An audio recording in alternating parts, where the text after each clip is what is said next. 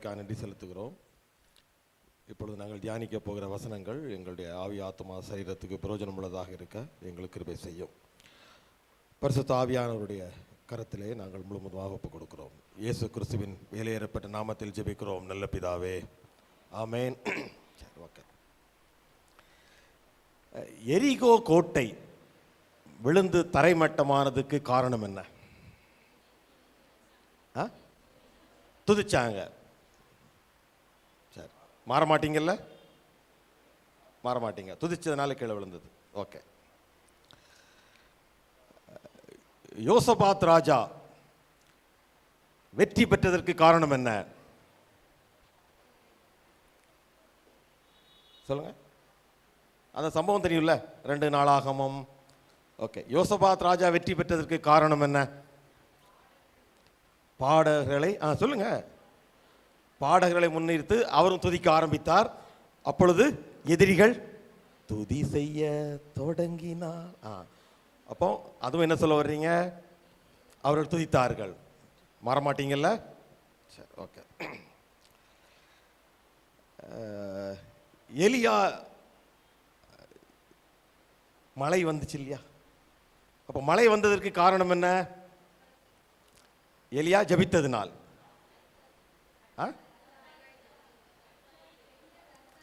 எலியா கருத்தாய் ஜபித்தான், அதனால மழை வந்தது. கரெக்ட். மாறமாட்டீங்கல்ல? சரி, ஓகே. செக். இப்போ நான் பேசிக்கிட்டே இருக்கிறேன். இந்த மைக்கில் பேசணும்னு வச்சுக்கோங்களேன். இப்போ நான் பேசிக்கிட்டு இருக்கப்போ நான் பேசுறது கேட்குதா? உடனே அங்கிருந்து பிரதர் என்ன சொல்வாரு?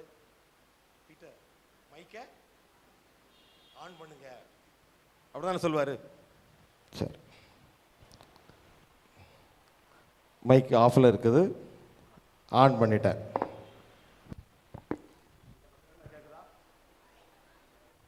எப்படி? இப்போ தான் சொன்னீங்க மைக்கை ஆன் பண்ணா பேசும் அப்படின்னு. சரி, அப்போ நீங்க என்ன சொல்ல வருவீங்க? டேய், மைக்கை ஆன் பண்ணுங்கிறது அது ஒரு கடைசியில் ஒரு பாகம், ஒரு முக்கியமான பாகம்.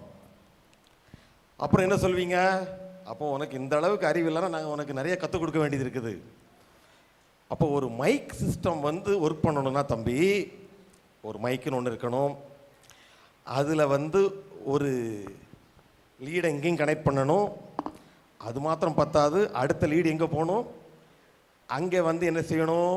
அங்கே ஒரு ஆம்பிளிஃபையர் சிஸ்டம்னு ஒன்று வச்சுருக்கிறாங்க, அதில் கனெக்ட் பண்ணணும். அது போதுமா? இல்லைடா, அது கனெக்ட் பண்ணாலும் அதுக்கு ஒரு சுவிட்ச் வச்சுருப்பாங்க, அந்த சுவிட்சை ப்ரெஸ் பண்ணணும். அது மாத்திரமா? இல்லை, அங்கே ஒரு நாப் இருக்கும், ஒரு ஸ்லைடர் நாப் இருக்கும். அதை மேலேயும் கீழே இறக்குனா வால்யூமு கூடும் குறையும். அதை தேவையான அளவுக்கு என்ன செய்யணும்? வைக்கணும். அது மாத்திரம் கிடையாது, அதுக்கப்புறம் அங்கே மாஸ்டர் வால்யூம்னு 2 இருக்கும், அதை என்ன செய்யணும்? கூட்டி வைக்கணும். அது மாத்திரம் இல்லைடா, அதிலிருந்து வெளியே ஒரு லீடு போய் எங்கே வரணும்? உங்களுக்கு ஸ்பீக்கருக்கு போகணும், ஸ்பீக்கர்லேயும் கனெக்ட் ஆகணும். அது மாத்திரம் போதாடா தம்பி, பவர் சப்ளை இருக்கணும். இப்படி சொல்லி கொடுப்பீங்களா இல்லையா? அப்போ எரிகோ கோட்டை ஏன் விழுந்துச்சுன்னு கேட்டால் துதிச்சா போதுன்னு மாதிரி ஏன் சொன்னீங்க?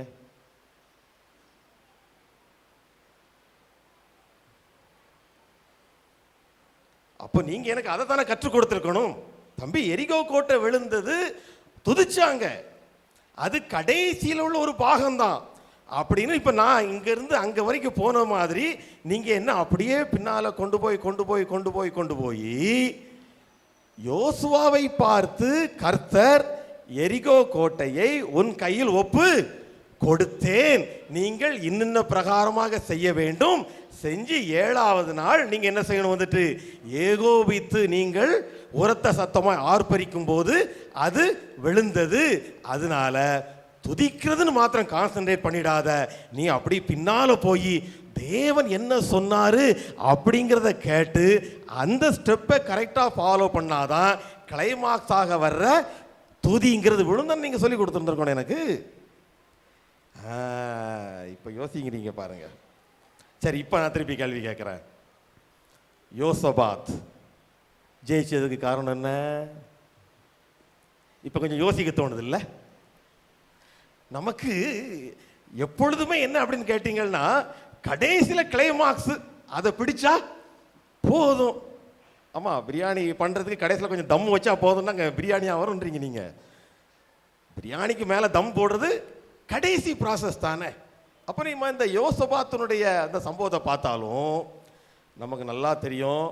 ஒரு துயர செய்தி வருகிறது, அந்த லெட்டர் எடுக்கிறாங்க, நேராக போய் கோயிலுக்கு போய் டெம்பிளுக்கு போகிறாங்க, உபவாசம் இருக்கிறாங்க, ஜெபிக்கிறாங்க. ஜெபிக்கிற பொழுது அந்த கூட்டத்திலிருந்து ஒரு நபரை எழுப்பி ஆவியானவர் என்ன செய்கிறாரு? பேசுகிறாரு. என்ன சொல்லுகிறாரு? கவலைப்படாதங்கப்பா, இந்த யுத்தம் யாருடைய யுத்தம்? கர்த்தருடைய யுத்தம்.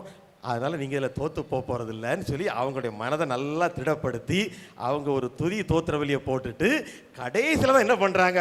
பாடகர்களை நிறுத்தி சொன்னாங்க, இவர்கள் துதிக்க ஆரம்பிக்கிற பொழுது கர்த்தர் என்ன செய்கிறாரு? 2. அதே மாதிரி சொல்லிட்டோம் நாம, எலியா கருத்தாய் ஜெபம் பண்ணினான். கண்டிப்பாக ஜெபம் பண்ணார். இவர்கள் துதித்தார்களா? துதித்தார்கள். ஆனால் நம்ம எதை கான்சென்ட்ரேட் பண்ணுறதை விட்டுட்டோம் அப்படின்னு கேட்டால், அதற்கு பின்னாக போய் அதனுடைய ஆரம்பம் எப்படி இருக்கிறது. ஏன்னா எங்கள் ஊரில் ஒரு பழமொழி சொல்லுவாங்க, முதல் கோணல். உங்கள் ஊரில் கூட சொல்கிறாங்க, உங்களுக்கு பரவாயில்லையே. அப்போது இப்போ மதுரைக்கு போகணும்னா இந்த பக்கம் தான் போக வேண்டும். இவன் இந்த பக்கம் போயிட்டான்னா வேற ஊருக்கு போயிடுவான். எங்கே போய்கிட்டு இருக்கிற? திருச்செந்தூர் ரோட்டில் போயிட்டு இருக்கேன் சார். அரை மணி நேரமாச்சு திருச்செந்தூருக்கு வரல. ஆனால் எந்த டைரக்ஷனில் போயிருந்துருக்கிறான்? அவன் மதுரை ரோட்டில் போயிருக்கிறான். அப்போ நாம் எதை அதிகமாக நாம் முக்கியத்துவப்படுத்த வேண்டும் என்றால், ஒரு அற்புதம் நடக்கிறது, ஒரு அதிசயம் நடக்கிறது, ஒரு விடுதலை நடந்திருக்கிறது என்றால் சரி, அதனுடைய ஆரம்ப கட்டத்திற்கு நாம் போக வேண்டும். இப்போ எலியா ஜெபம் பண்ணா மழை வந்ததா? கண்டிப்பா எலியா ஜெபம் பண்ணார். அந்த வசனத்தை நம்ம அப்படியே வாசிச்சு பார்த்தோம் அப்படின்னு சொன்னா, எலியா அவருடைய வார்த்தை சொல்லிட்டு என்னுடைய வார்த்தையின்படி இல்லாமல் மழையும் வராது பனியும் பெய்யாதுன்னு அவர் பாட்டு என்ன செஞ்சிட்டாரு? போயிட்டு அவர் பாட்டு சுத்திக்கிட்டு இருக்கிறார். ஒரு நாள் தேவநாயக கர்த்தர் தான் கூப்பிடுறாரு, எலியா இங்க வா, நீ வந்து என்ன செய்யி, நீ போய் உன்னை ஆகாபுக்கு காண்பி. அடுத்த போதி ஞாபகம் இருக்குதா? இல்ல, நானே வாசிக்கிறேன், எனக்கு ஒரு நிமிஷம். அது எதுல இருக்குது அப்படின்னு சொன்னா, இல்ல ஒரே ஒரு நிமிஷம். 1 ராஜாக்கள் 18:1 மாத்திரம் யாராவது வாசிச்சிருங்க பார்க்கலாம். 1 ராஜாக்கள் 18:1.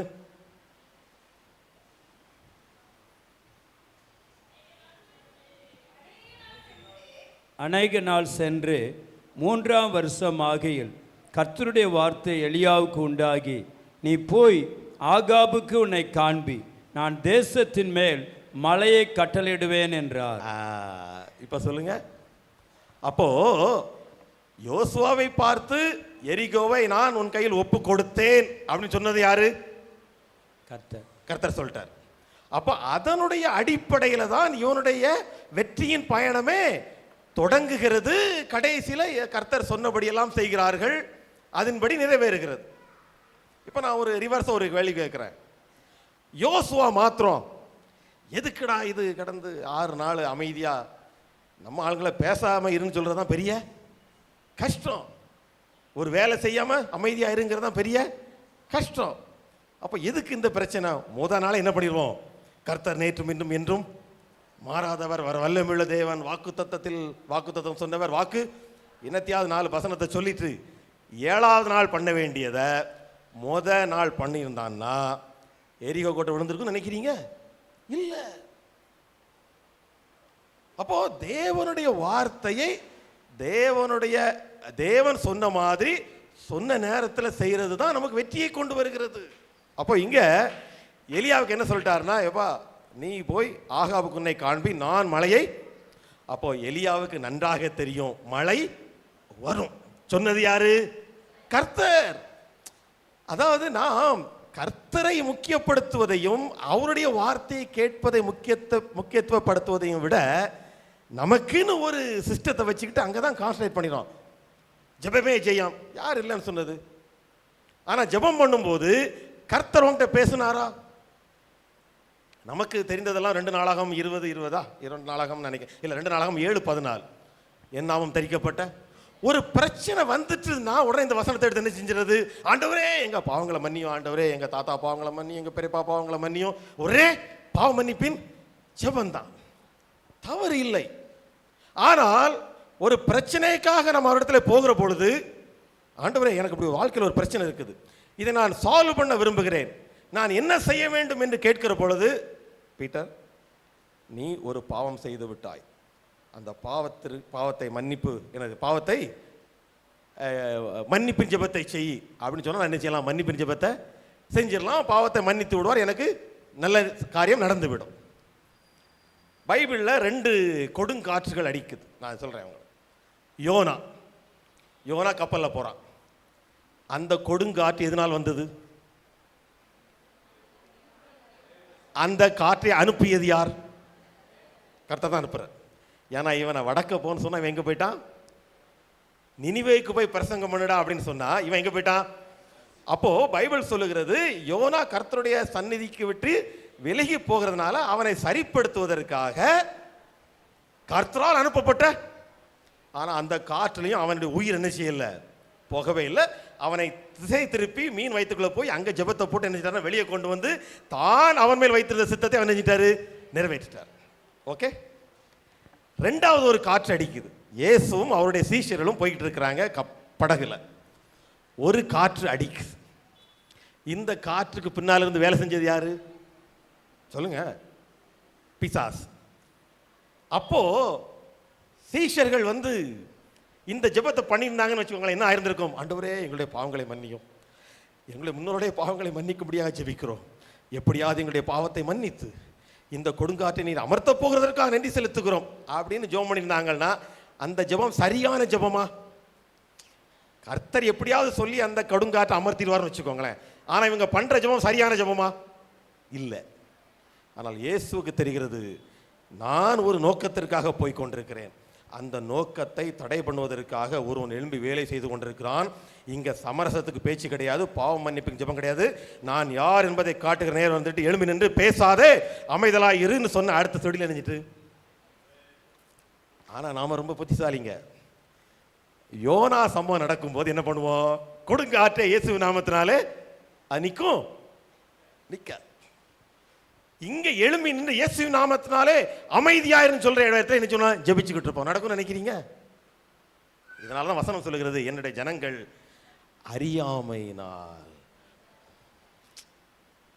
அப்ப இன்றைக்கு நமக்கு தேவை என்ன அப்படின்னு கேட்டா, அற்புதம் வேண்டுமா? வேண்டும். கர்த்தர் அற்புதம் செய்வாரா? கண்டிப்பாக செய்வார். ஆனா நாம ஏதோ ஒரு பகுதியை பிடித்து வைத்துக் கொண்டு அதையே செய்து கொண்டிருக்கிறோம். அதற்கு முன்பதாக சில காரியங்களை நாம் என்ன செய்து விடுகிறோம்? செய்யாமல் போய்விடுகிறோம். அதனால் அற்புதம் நடப்பதில்லை, விடுதலை கிடைப்பதில்லை. என்ன சொல்லிடுவோம்? நாங்கள் ஜெபிச்சு பார்த்தோம், கர்த்தர் ஜெபத்துக்கு பதில் கொடுக்கல, அவருக்கு சித்தம் இல்லை, அவருடைய வேலை வரவில்லை என்று நாம் அறியாமலே வாழ்ந்து கொண்டிருக்கிறதை பார்க்கும் பொழுது பிதாவாகிய தேவனுடைய மனம் என்ன செய்கிறது? வந்துட்டு கஷ்டப்படுது. நான் சொல்றது எத்தனை பேருக்கு புரிய வருகிறது? புரியுது இல்லை உங்களுக்கு? வந்துட்டு அப்போ நன்றாக நம்ம ஞாபகம் வைத்துக் கொள்வோம். நமக்கு எலிசா தீர்க்கதரிசி இருக்கிறாரு. ஒரு அம்மா வர்றாங்க, ஐயா தீர்க்கதரிசி கடன் வாங்கிட்டு போயிட்டாரு, என்னம்மா இருக்குது? கொஞ்சோண்டு எண்ணெய் இருக்குது. சரிம்மா, பாத்திரத்தெல்லாம் வாங்கி வச்சு ஊற்றிக்கினே இருவர். இப்போ அதுக்காக உங்கள் வீட்டில் நீங்கள் சமைக்க ஆரம்பிக்கிறீங்க, எண்ணெய் கொஞ்சம் கம்மியாக இருக்கு. உடனே ஆமாம், எலிசா தீர்க்கதரிசி பைபிளில் போட்டிருக்குல்ல, அதையே நான் அப்ளை பண்ணுறேன்னு சொல்லி பண்ணலாமா? பண்ணலாம். கர்த்தரும் அற்புதம் செய்யலாம். ஏன்னால் அவர் நல்லவர், அவர் நினச்சா என்ன வேணாலும் செஞ்சுட்டு போயிடுவார். ஆனால் அவர் என்ன விரும்புகிறார் என்றால், ஆண்டவரே எண்ணெய் கம்மியாக இருக்கு, எனக்கு இப்போ என்ன வேணும், நீங்கள் என்ன செய்ய சொல்லுகிறீர்கள்னு சொன்னா கேட்டா அவர் நாம் என்ன செய்ய வேண்டும் என்று சொல்லிக் கொடுப்பார். அதை செய்யும் பொழுது நமக்கு என்ன செய்துவிடும்? இதுதான் வாழ்க்கையில் இருக்கிற எல்லா பகுதிகளிலும் நான் அபியாசப்படுத்த வேண்டியது. பணம் தேவையா? நம்ம நினைச்சோம் 5 ரூபாய் இல்லாட்டி ஓகே ஒரு 1000 ரூபாய் என்ன செய்வோம்? பக்கத்தில் வீட்டில் இருக்க அக்காட்ட போயிட்டு ஏக்கா ஒரு 1000 ரூபா கொடுங்கன்னா என்ன செய்வாங்க? கண்டிப்பாக கொடுப்பாங்க. ஏன்னா நமக்கு தெரியும் அந்த அக்காட்டா குறைஞ்ச அளவுக்கு 1000 ரூபா இருக்கும். 1 லட்ச ரூபா வேணும் என்ன செய்வோம்? ஆண்டவரே நாங்கள் ஒரு பேங்க் அதிகாரியை பார்க்க போகிறோம், அவருடைய கண்கள் எங்களுக்கு தயை கிடைக்க வைக்க செய்கிறதற்காக ஸ்தோத்திரம். யோசேப்புக்கு பார்வோர் எனது யார் போத்திபாருடைய கண்களில் இதெல்லாம் வேணும். ஆனால் அதுக்கு ஒரு முன்னால் ஆண்டவரே, இப்படி எனக்கு ஒரு பணத்தேவை இருக்கிறது. வானத்தையும் பூமி படைத்த தேவனை எல்லாவற்றையும் ஆண்டு அரசாளுகிறவர், இந்த தேவையை எப்படி பூர்த்தி செய்ய போகிறீர்? நீர் என்ன சொல்ல விரும்புகிறீர்? அதை கேட்டு நான் செய்ய விரும்புகிறேன் அப்படின்னு நம்மளால காத்திருக்க முடியுதா? இல்லையே. அப்ப கர்த்தர் என்ன சொல்லுகிறார்? டேய், நீ ஜெபத்தை போட்டு எழுப்பி போயிடுற. நீ ஜெபிக்கும் பொழுது நான் உன்னோடு பேசிக் கொண்டுதான் இருந்தேன். ஆனா நீ ஜெபிக்கும் போது என்னதான் யோசிச்சுக்கிட்டு இருக்கிற?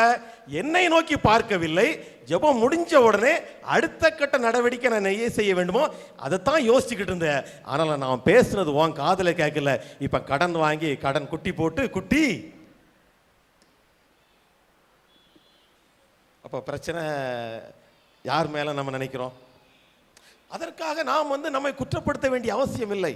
ஐயோ நம்ம இப்படி பண்ணிட்டோமே, இப்படி ஆகி போச்சே. ஆனால் தேவன் நமக்கு என்ன சொல்லுகிறார் என்றால், அட்லீஸ்ட் இன்றிலிருந்து உனக்கு என்ன தேவை என்றாலும் என்னிடத்தில் வந்து அமர்ந்து அந்த பிரச்சனை. யோசபாத் சொல்றான்ல, ஆண்டவரே இப்படி ஒரு பிரச்சனை வந்து போச்சு, பயமா தான் இருக்கு, ஆனால் நீர் எப்படிப்பட்ட தேவன் அப்படின்னு முற்பிதாக்கள் காலத்திலிருந்து சொன்னதெல்லாம் சொல்லிட்டு, ஆனாலும் எங்களுடைய கண்கள் உண்மையே நோக்கி பார்த்து சொன்ன உடனே கர்த்தர் பார்த்தாரு. கரெக்டா ஜெபம் பண்ணிட்டான்னு சொல்லி ஒரு தீர்க்கதரிசி எழுப்பிட்டார். எழுப்பின உடனே இவர்கள் யுத்தத்துக்கு போறதுக்கு முன்னாலே துணிஞ்சிட்டான், நாளைக்கு நமக்கு உறுதி நிச்சயம். அப்போ அந்நாளை போல நாம் ஜெபித்து விட்டு எழும்புகிற பொழுது ஏலி மூலமாக ஒரு வார்த்தை கண்டிப்பாக கிடைக்கும். அதை கேட்டுட்டு போறப்போ வசனம் சொல்லுகிறது, அதற்கு அப்புறமாக அவளுடைய மனம் துக்குமுகம், அவருடைய முகம் துக்குமுகமாய். ஏன் குழந்தை கையில் வந்துட்டா? நான் கேட்குறேன், குழந்தை கையில் வந்துட்டா? குழந்தை கையில் வந்தாதானே சார் நமக்கு சந்தோஷமா இருக்கணும். ஆனால் குழந்தையே வரல. ஒருவேளை அதற்கப்புறம் 10-11 மாசமோ கழிச்சு குழந்தை வந்திருக்கலாம். ஆனால் வசனம் சொல்லுகிறது, அதற்கு அப்புறமாக அவளுடைய முகம். ஆனால் நமக்கு என்ன தெரியுமா? 21 நாள் நம்ம உபவாசம் போட்டாலும் 21ஆவது, அதாவது முதல் நாள் ஆரம்பிக்கிற ஜெபம் எங்களுடைய பாவங்களை மன்னியும். 21ஆவது நாள் கடைசி ஜெபம் எப்படிதான் முடிப்போம்? நாம எங்களுடைய பாவங்களை மன்னியும்.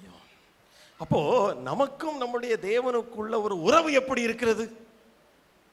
அதாவது நாங்கள் ரோமன் கத்தோலிக்க சர்வீஸ்லாம் நான் நிறைய அட்டன் பண்ணியிருக்கிறேன். அதை இப்போ கூட நான் பாராமல் சொல்ல முடியும்.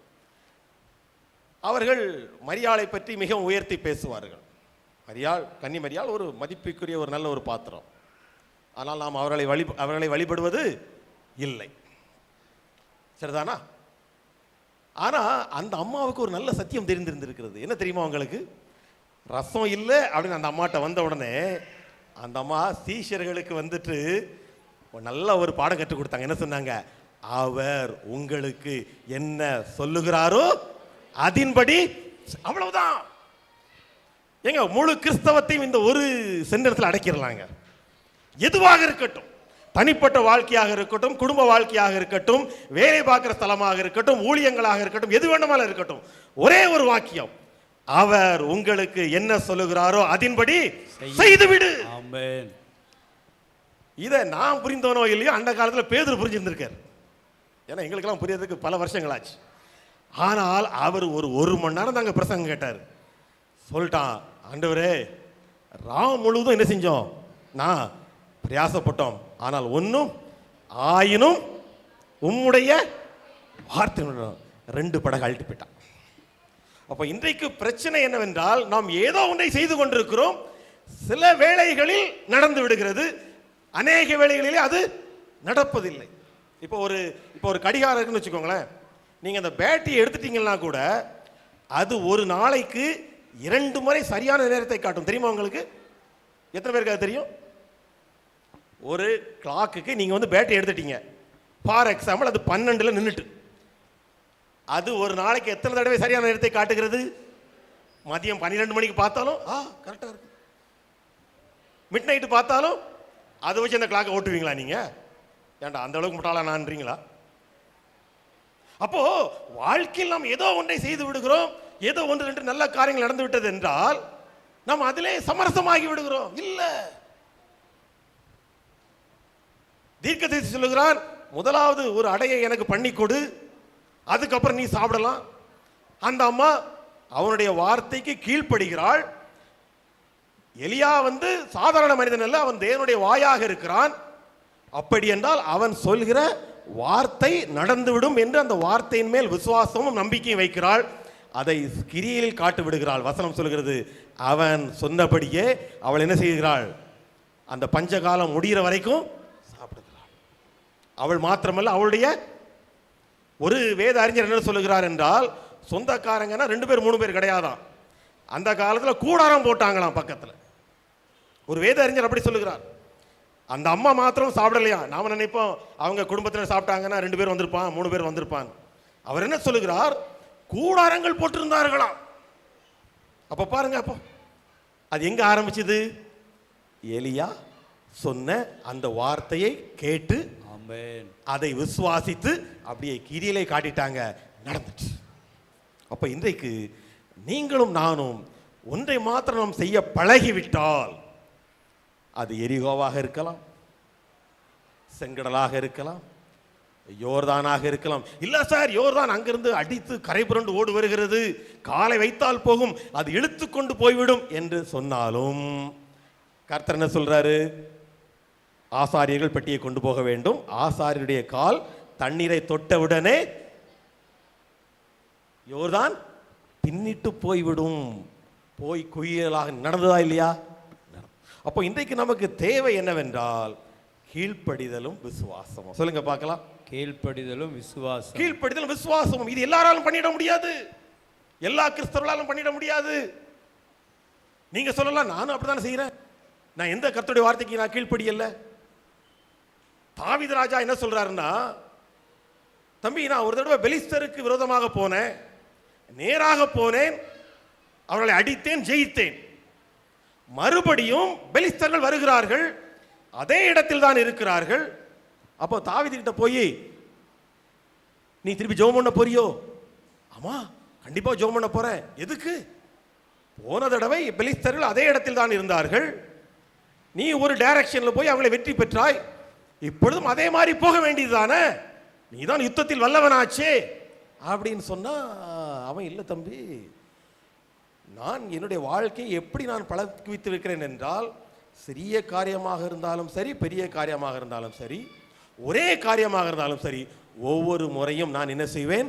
பிதாவாக அதனிடத்தில் கேட்டு அவர் என்ன சொல்லுகிறாரோ அதன்படிதான். இப்ப இரண்டாவது என்ன சொல்றாரு? நீ நேராக போகாமல் இனி என்ன செய்ய வேண்டும்?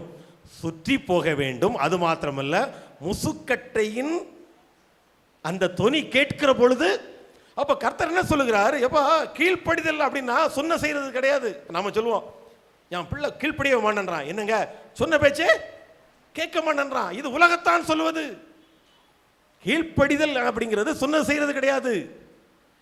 தேவன் சொன்னதை தேவன் சொன்ன நேரத்தில் தேவன் சொன்ன பிரகாரமாக செய்வதுதான் கீழ்ப்படிதல். நான் இன்னொரு சொல்லட்டுமா? கீழ்ப்படிதல்ங்கிறது சொன்னது செய்யறது. நம்ம பிள்ளைங்களை உட்காரனா உட்காரும், எழும்புனா எழும்பும். என்ன கீழ்ப்படிதலா? அதுக்குள்ள என்ன இருக்குன்னு யாருக்கும் தெரியாது. ஒரு பையன் சோஃபா மேல என்ன செஞ்சுக்கிட்டு இருக்கிறான்? குதிச்சுக்கிட்டே இருக்கிறான். அவங்க அப்பா சொல்றாரு, டேய் உட்காருடா, கீழே விழுந்துருவ. அவன் குதிச்சுக்கிட்டே இருக்கிறான். அப்பாவுக்கு கொஞ்சம் கோபம் ஜாஸ்தியாகி போச்சு. நான் சொன்னா கீழ்ப்படிய மாட்டேன்ற அப்படின்னு நினைச்சாரு. நான் ஓங்கி முதுகில் அவனை நினைச்சிடறாரு, கொடுத்துட்றாரு. கொடுத்து உட்காரடா அப்படின்றாரு. அவன் உட்காண்டான். அப்பாவுக்கு பயங்கர, என் பிள்ளை நான் சொன்னதை செஞ்சிட்டான். அந்த பிள்ளை கொஞ்ச நேரம் கழிச்சு வாயை திறந்து பேசுது, அப்பா நான் பிசிக்கலாக தான் உட்கார்ந்துக்கிட்டு இருக்கிறேன், மனதுக்குள்ள இப்பவும் குதிச்சுக்கிட்டு தான் இருக்கேன்றான். அப்ப இதை நீங்க கீழ்ப்படிதல் ஒத்துக்குவீங்களா? இல்லையே. அப்போ வேதத்தின் அடிப்படையில் கீழ்ப்படிதல் என்றால் என்ன? தேவன் சொன்னதை தேவன் சொன்ன நேரத்தில் தேவன் சொன்ன பிரகாரமாக செய்ய வேண்டும் என்பதுதான். இப்ப பேதுரு கடல்ல நடந்தாருங்கிறதுக்காக நான் போய் நடந்துட முடியுமா? இன்னைக்கு எனக்கு காசு கொடுத்து ஃப்ளைட்ல போன்றுவாரு. நான் சொல்றது புரியுது இல்லையா உங்களுக்கு? அப்போ நாம் ஒன்றை நன்றாக புரிந்து கொள்ள வேண்டும். கீழ்ப்படிதலும் விசுவாசமும் வேதத்தின் அடிப்படையிலே கர்த்தர் சொன்னதை சொன்ன நேரத்தில் சொன்ன பிரகாரமாக என்ன செய்து விட வேண்டும்? செய்து விட வேண்டும்.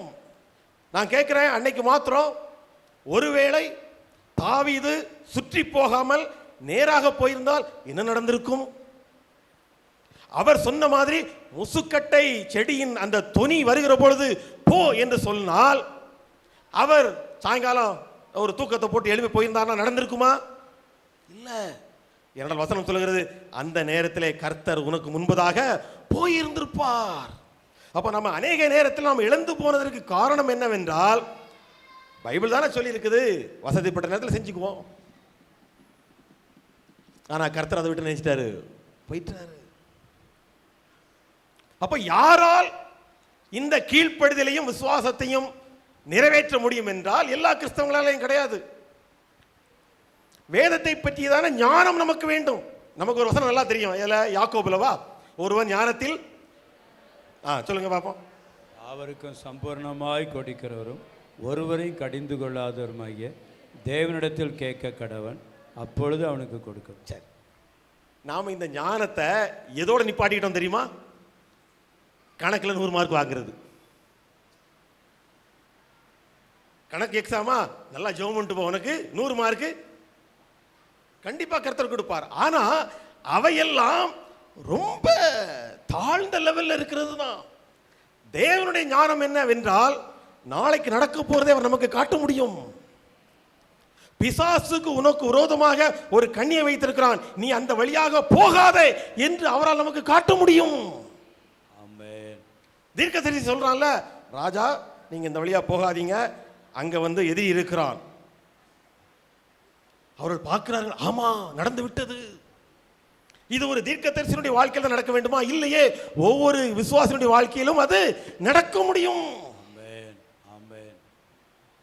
அப்போ எதிர்காலமாக இருக்கட்டும், கடந்த காலமாக நடைபெறுகிற காலமாக இருக்கட்டும், பிரசன்ட் டென்ஸா இருக்கட்டும், ஃபியூச்சர் டென்ஸா இருக்கட்டும், என்னுடைய வாழ்க்கையில் எல்லாமே என்ன, அவர் எனக்கு என்ன சொல்லுகிறாரோ நான் அதன்படிதான் செய்வேன்கிற ஒரு வாழ்க்கைக்கு வந்துட்டோம் அப்படின்னு கேட்டா, நம்முடைய வாழ்க்கையில் செழிப்பை யாராலும் தடை செய்ய முடியாது.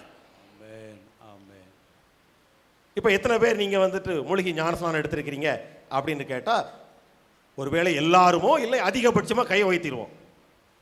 நான் உங்களை பார்த்து ஞானஸ்நானத்தின் மேன்மை என்ன அப்படின்னு கேட்டா, எத்தனை பேருக்கு 1 2 3 4 ஒரு 4 பாயிண்டாவது சொல்ல முடியும் நமக்கு? இல்ல, அது மனம் திரும்பி ரட்சிக்கப்பட்டவுடனே ஞானஸ்நானம் எடுக்கணும்னு சொன்னாங்க. இல்ல, பிரசங்கம் பண்ணும்போது பாஸ்டர் என்னைய பார்த்து பிரசங்கம் பண்ணிக்கிட்டு இருந்தாரு, நீ இன்னும் ஞானஸ்நானம் எடுக்கவில்லையா அப்படி என்ன பார்த்தே பேசிக்கிட்டு இருந்தாரு. பாவம் அவருக்கு, சரி அவர் எவ்வளவுதான் கஷ்டப்படுறாரு, கத்துறாரு, சரி அவரை திருப்திப்படுத்துவோம், அதுக்காக ஞானஸ்நானம் எடுத்தேன். இல்ல, நானும் அவளும் ரொம்ப ஃப்ரெண்டு, நாங்கள் 2 பேரும் ஒரே கிளாஸில் படிக்கிறோம், அவளும் ஞானஸ்நானம் எடுத்தா பாருங்க, அதனால நானும் ஞானஸ்நானம் எடுத்தேன்.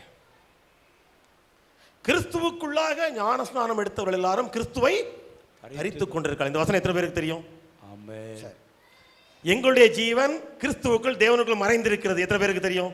ஆமென். சரி,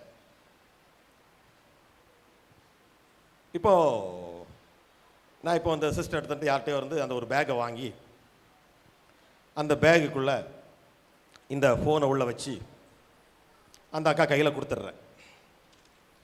அந்த அக்காட்ட சொல்லிட்டேன், அக்கா இதை நீங்கள் பத்திரமாக வைத்துக்கொள்ள வேண்டும், இதை நீங்கள் இழந்து விடக்கூடாது, இந்த ஃபோன் என்னுடைய ஃபோன் மிக முக்கியமான ஃபோன் அப்படின்னு நான் கொடுத்துட்டேன்னு வச்சுக்கோங்களேன். இப்போ பக்கத்தில் இருக்கிற நம்ம அந்த தங்கச்சி என்ன செய்து, இந்த ஃபோனை பறிக்க வேண்டும் என்றால் முதல்ல என்ன பண்ண வேண்டும்? அந்த அக்காவை மேற்கொள்ள வேண்டும். கரெக்டா? அந்த அக்காவுடைய ஃபோர்ஸை விட தங்கச்சி என்ன செய்ய வேண்டும்? ஃபோர்ஸை யூஸ் பண்ணி அந்த அந்த பேக் என்ன செய்யணும்? முதல்ல அவங்களுடைய கையிலிருந்து வாங்க வேண்டும். கரெக்டா? அப்படின்னா என்ன அர்த்தம்? அந்த அக்காவை காட்டிலும் நம்ம தங்கச்சிக்கு பலம் ஜாஸ்தியாக இருக்குது. கரெக்ட்? ரெண்டாவது என்ன பண்ண வேண்டும்? அந்த பேக்கை திறக்க வேண்டும். அதற்கப்புறம் இந்த ஃபோன் எடுத்துடலாம். கரெக்டா? அப்போ இதான் நான் வச்சுக்கோங்க, இந்த ஃபோன் தான் நான், அந்த பேக் தான் கிறிஸ்துன்னு வச்சுக்கோங்க. அப்போ நான் எங்கே இருக்கிறேன்? கிறிஸ்துவுக்குள்ளாக இருக்கிறேன். இந்த பேக்கு தான் கிறிஸ்து, இந்த அக்கா தான் வந்து தேவன் வச்சுக்கோங்களேன். அப்போ என்னுடைய ஜீவன் கிறிஸ்துவுக்குள் தேவனுக்குள் மறைந்து வைத்திருக்கு. என்னுடைய பிதாவின் கையிலிருந்து ஒருவன் உங்களை பறித்துக் கொள்வதில்லை அப்படின்னு தான் நம்ம சொல்றோம். அப்ப நான் கேட்கிறேன், சார் பிசாசு போராடி என்ன ஜெயிச்சிட்டான் அப்படின்னு சொன்னீங்கல்ல, நீங்க என்ன சொல்ல வரீங்க தெரியுமா உங்களுக்கு? அவன் இயேசு கிறிஸ்துவையும் தோற்கடிச்சிட்டான். ரெண்டாவது பிதாவாகிய தேவனையும் தோற்கடிச்சிட்டான். அதனாலதான் பிதாவை தள்ளிவிட்டு இயேசு கிறிஸ்துவையும் தள்ளிவிட்டு உன்னுடைய ஜீவனை எடுத்துக்கொண்டு உனக்கு நோயையும் தரித்திரத்தையும் கொடுத்திருக்கிறான் இப்படின்னு பிளெயின் லாங்குவேஜ்ல நாம என்ன செய்யறது இல்ல, சொல்றது இல்ல. ஆனா நம்முடைய வாழ்க்கை எப்படிதான் இருக்கு? இப்படித்தான் இருக்கு. அப்போ நாம் கிறிஸ்தவத்திலே சில காரியங்களை நாம் கடைபிடிக்கிறோம். அது ஒருவேளை சடங்காச்சாரமாக தானே போய் விடுகிறது. அப்ப என்னுடைய ஜீவன் கிறிஸ்துவுக்குள் தேவனுக்குள் மறைந்து இருக்கிறது அப்படின்னா என்னை யாரும் தொட முடியாது. எத்தனை பேருக்கு தெரியும் என்னை அவருடைய உள்ளங்கையில் வரைந்து வைத்திருக்கிறார் அப்படின்னு? அப்புறம் அதை தாண்டி பிசாசு என்ன செய்து விட முடியும்? செய்ய முடியாது உங்களுக்கு. அப்போ நமக்கு ஞானம் தேவைப்படுகிறது. கீழ்ப்படிதலும் விசுவாசமும் நம்முடைய வாழ்க்கையில் நடைபெற வேண்டும் என்றால் அதற்கு ஞானம் தேவைப்படுகிறது. உலக ஞானத்தை வைத்து பைபிளை படிக்க கூடாது. முடியாதுங்களாம் கிடையாது, கூடாது சார். ஏன் வாழ்க்கையில் ஒரு சம்பவம் நடந்து விட்டது என்றால் அதை வைத்து நான் பைபிளை என்ன செய்யக்கூடாது? படிக்க. வேதம் என்ன சொல்லி இருக்கிறதோ அதன் அடிப்படையில் என்ன செய்ய முடியும்? என்னுடைய வாழ்க்கையை நான் மாற்றிக்கொள்ள வேண்டும். அது பார்ப்பதற்கு கஷ்டமாக தோன்றலாம், ஆனால் நிறைவேற்றி கொடுக்க போகிறவர் தேவன் அல்லவா? அல்லேலூயா. அப்போ இன்றைக்கு ஏன் ஞானம் வருவதில்லை? நம்ம யாருன்னே நமக்கு தெரியறதில்லை. ஏன்னா நம்ம எப்படி ஜெபம் பண்ண பழகிட்டோம்? நானும் ஒரு புழு, நான் ஒண்ணுமே இல்ல, இப்படி பேசுறது தான் தாழ்மைன்னு நம்ம என்ன செஞ்சுக்கிட்டோம்? கத்துக்கிட்டோம். ஆனா பைபிள் நமக்கு என்ன செய்யல, ஒரு நாள் அப்படி சொல்லி கொடுக்க இல்ல. நான் தேவனுடைய பிள்ளை. யோவான் 1:12 அவருடைய நாமத்தில் விசுவாசம் வைத்தவர்கள் எத்தனை பேர்களோ அத்தனை பேர்களும் தேவனுடைய பிள்ளைகளாக அதிகாரம் கொடுத்திருக்கிறார். ஒரு வசனத்தை வாசிக்கிறேன், 2 கொரிந்தியர் 5:20. ஆனபடியினாலே தேவனானவர் எங்களை கொண்டு புத்தி சொல்லுகிறது போல நாங்கள் கிறிஸ்துவுக்காக ஸ்தானாபதிகளாயிருந்து நாம் கிறிஸ்துவுக்கு ஸ்தானாதிபதிகளாக இருக்கிறோம். இப்போ ஒரு சாதாரண நபராக இருக்கலாம், நம்முடைய சபையிலே இருக்க ஒரு சாதாரண நபராக இருக்கலாம், சாதாரண ஒரு தொழில் செய்வராக இருக்கலாம். ஆனா அவர் எலெக்ஷன்ல இருந்து எம்எல்ஏ ஆயிட்டாருன்னு வச்சுக்கோங்களேன், அவருடைய லைஃப் எப்படி மாறும் நினைக்கிறீங்க நீங்க? ஒருவேளை ஒரு பெட்டி கடை வைத்திருக்கிறவர் ஏதோ ஒரு 1000-2000 ஒரு நாளைக்கு சம்பாதிக்கிறான்னு வச்சுக்கோங்களேன். அவர் எலெக்ஷன்ல நின்றுட்டாருங்க, நின்று எம்பியாவோ எம்எல்ஏவோ ஆயிட்டாருன்னு வச்சுக்கோங்களேன். அதுக்கப்புறம் அவர் எப்படி பேசுவார் நீங்க நினைக்கிறீங்க? எம்எல்ஏ ஆயிட்டார் அப்படின்னு உடனே ஹைட் ஒரு 2 அடி கூடி போச்சு, வெயிட் ஒரு 10 kg கூடி போச்சு, 5 விரலுக்கு பதிலாக 10 விரல் வந்துட்டு அப்படின்னு இருக்குதா? இல்ல இல்ல. அதுக்கப்புறம் என்ன நினைக்கிறாரு?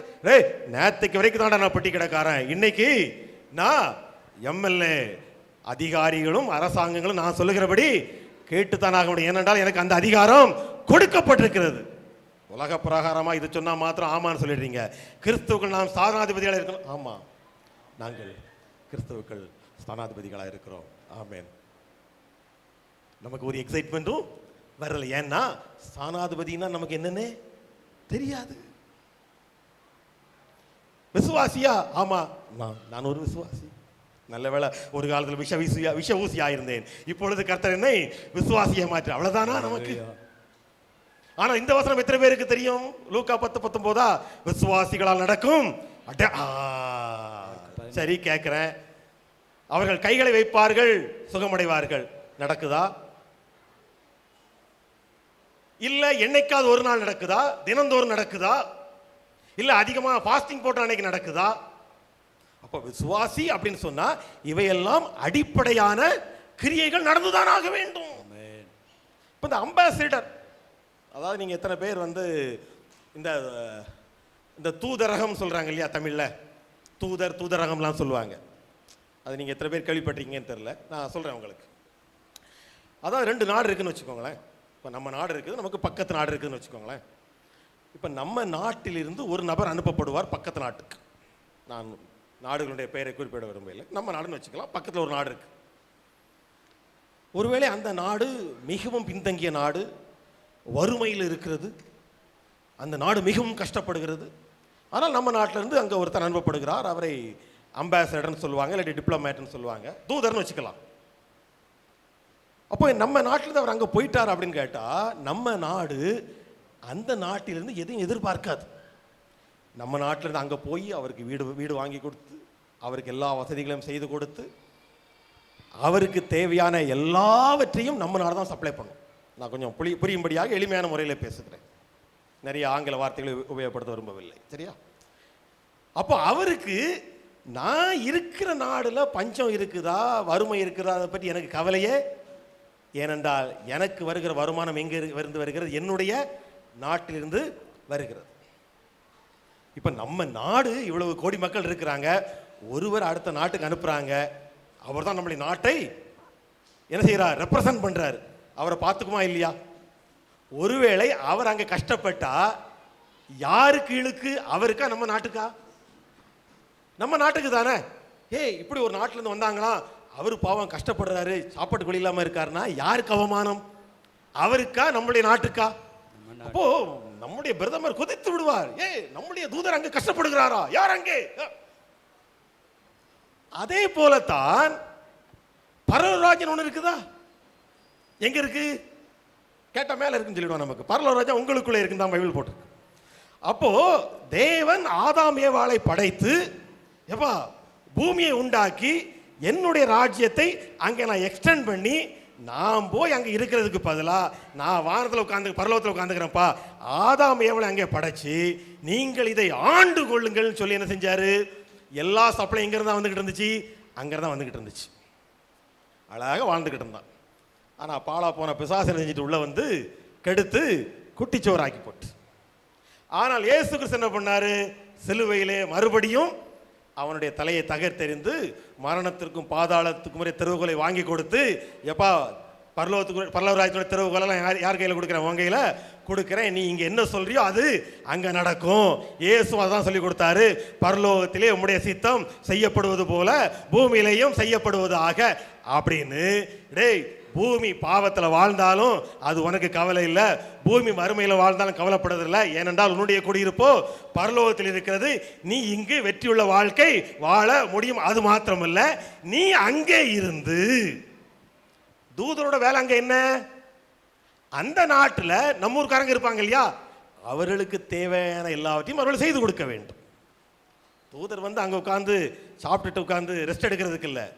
நம்ம நாட்டை சேர்ந்தவர்களுக்கு ஏதாவது குறை இருக்கிறதா, ஒரு பாஸ்போர்ட் ரினியூ பண்ணணுமா, அதாவது இந்தியாவுக்கு வந்து செய்ய முடியாத எல்லாவற்றையும் அவர் என்ன செய்து விடுவார்? செய்து கொடுத்து விடுவார்.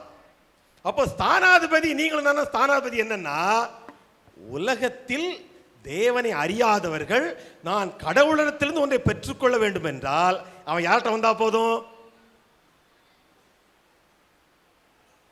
நான் சொன்னது புரியுதா? புரியல. நம்ம நாட்டை சேர்ந்த தூதர் வெளிநாட்டில் இருக்கிறார். அந்த வெளிநாட்டில் வாழுகிற நம்ம மக்கள் இந்தியாவில் ஒன்று செய்ய வேண்டும் என்றால் அவர்கள் இந்தியா வர வேண்டிய அவசியம் இல்லை. அந்த தூதர்கிட்ட போனால் அவர் செஞ்சு கொடுத்துருவார். இது புரிஞ்சுதா? அதே போல இயேசு கிறிஸ்துவை அறியாத இந்த உலகத்தில் இருக்கிற மக்கள் நான் கடவுளத்திலிருந்து ஒன்றை பெற வேண்டும் என்றால் அவங்க பரலோகத்துக்கு போகணுமா? யார்கிட்ட வரணும்? நம்மகிட்ட வந்தா போதும். ஏனென்றால் நாம் அவருடைய ராஜ்யத்தின் பிரதிநிதிகளாக இந்த உலகத்திலே வைக்கப்பட்டிருக்கிறோம். ஒரு வசனம் ரொம்ப அருமையாக இருக்கும் உங்களுக்கு. மோசே ஆடு மேய்த்துக் கொண்டிருக்கிறார், தேவன் இறங்கி வருகிறார், வா இஸ்ரவேல் மக்களை விடுதலையாக்கி கொண்டு வருவோம் அப்படின்னு சொல்றார். நமக்கு தேவன் அப்படின்னா யாரு தான்? பிதாவாகிய தேவன் தான். கரெக்டா? ஆனால் ஒரு வசனத்தை நான் வாசிக்கிறேன், தெரிந்த வசனமாக கூட இருக்கலாம். என்ன சொல்லுகிறார் அப்படின்னு கேட்டா, வா நீ போய் பார்வோன்கிட்ட பேசு, உன்னுடைய சகோதரன் ஆரோன் உனக்கு துணையாக வருவான், நான் உன்னை பார்வோனுக்கு தேவன். வசனம் ஞாபகம் இருக்கா? பார்வோனுக்கு ஆண்டவனாக்கி நான் உன்னை பார்வோனுக்கு தேவன் ஆக்கினேன். எடுங்க அந்த வசனத்தை. யாருக்கோ டவுட் இருக்கு, அப்படிலாம் ஒரு வசனம் பைபிள்ல இருக்கா தம்பி? யாத்ராகமம் 5:2 முதலே வாசிக்கிறேன். அதற்கு பார்வோன், நான் இஸ்ரவேலை போக விட கர்த்தரின் வார்த்தையை கேட்கிறதற்கு அவர் யார்? நான் கர்த்தரை அறியேன், நான் இஸ்ரவேலை போக விடுவதில்லை என்றான். இது யாத்ராகமம் 5:2. யாத்ராகமம் 7:1 வாசிக்கிறேன். கர்த்தர் மோசேயை நோக்கி, பார் உன்னை நான் பார்வோனுக்கு தேவனாக்கினேன். அப்படின்னா தேவன் என்ன சொல்ல வருகிறார்? டேய், நான் வந்து மனித உருவிலே நின்று பார்வோனிடத்தில் டீல் பண்றதுக்கு பதிலா நான் உன்னை என்ன செய்கிறேன்? என்னுடைய சார்பிலே அனுப்புகிறேன். உன்னை பார்க்கும் பொழுது பார்வோன் யாரைத்தான் பார்ப்பான்? தேவனை தாண்டா பார்ப்பான். நான் தொடர்ந்து இன்னொரு வசனத்தை கூட வாசிக்கிறேன். யாத்ராகமம் 12:31. ராத்திரியிலே அவன் மோசே, யாரு? பார்வோன் மோசேயையும் ஆரோனையும் அழைப்பித்து, நீங்கள் இஸ்ரவேல் புத்திரரும் எழுந்து என் ஜனங்களை விட்டு புறப்பட்டு போய் நீங்கள் சொன்னபடியே கர்த்தருக்கு ஆராதனை செய்யுங்கள், நீங்கள் சொன்னபடியே உங்கள் ஆடு மாடுகளையும் ஓட்டி கொண்டு போங்கள், என்னையும் ஆசீர்வதியுங்கள். ஆனால் நீங்கள் நல்லா பைபிளை மடித்து பார்த்தீங்கன்னா ஒவ்வொரு தடவையும் மோசே பார்வோனிடத்தில் பேசுகிறவர்கள் என்ன சொல்லுவார்னா, கர்த்தர் சொல்லுகிறார், கர்த்தர் சொல்லுகிறார், thus says the Lord தான் சொல்லுவான். ஆனால் சம்பவம் முடிந்து கிளைமாக்ஸ் வர்றப்போ பார்வோன் என்ன சொல்லுகிறான்? நீங்க சொன்னபடியே போய் நீங்க ஆராதனை செய்யுங்க. அப்படின்னு என்ன அர்த்தம்? பார்வோனுக்கு மோசே யார் என்பதும் தெரிந்து விட்டது, மோசேயின் தேவன் யார் என்றும் தெரிந்து விட்டது. எலியா தீர்க்கதரிசி தெரியும், நமக்கு ஜெபிக்கிறான், மழை வருகிறது, அக்கினி வருகிறது. அவன் என்ன சொல்றான் தெரியுமா? ஆண்டவரே, நீர் சொன்னபடி எல்லாம் நான் இதை செய்தேன், என் இஷ்டத்துக்கு செய்யல, நான் என் பாட்டு போய்கிட்டு இருந்தேன், நீங்க தான் கூப்பிட்டீங்க, போய் ஆகாபுக்கு உன்னை காண்பி, நான் மழையை பெய்ய பண்ணுவேன் அப்படின்னு பலிபடத்தை செப்பன் எடுத்து எல்லாம் செஞ்சு சொல்றான். நான் உம்முடைய ஊழியக்காரன் என்றும் இஸ்ரவேலில நீர் தேவன் என்றும் இப்பொழுது விளங்க பண்ணும். அக்கினி வந்துச்சா? வந்துச்சு. மழை வந்துச்சா? வந்துச்சு. அப்போ ஆகாபுக்கு எலியா யார் என்றும் தெரிந்து விட்டது, எலியாவின் தேவன் யார் என்றும் தெரிந்து விட்டது. இதைத்தான் இயேசு கிறிஸ்து சொன்னார், என்னை காண்கிறவன். அப்போ உலகத்திலே அந்த காலத்தில் வாழ்ந்த மக்களுக்கு இயேசு என்று யார் தெரிந்து விட்டது, இயேசுடைய பிதா யார் என்றும். சரி, இன்னைக்கு நம்ம பார்க்கிறவங்க என்ன சொல்றாங்க? நம்மை பார்க்கிறவர்கள் என்ன சொல்லுகிறார்கள்? தம்பி, உங்க இயேசுவை பற்றி ஓரளவுக்கு தெரிஞ்சிருக்கு, ஆனா உன்னை பார்த்தா அப்படி தெரியலையே, நீ பஞ்ச பரதேசியா இருக்கிறியடா.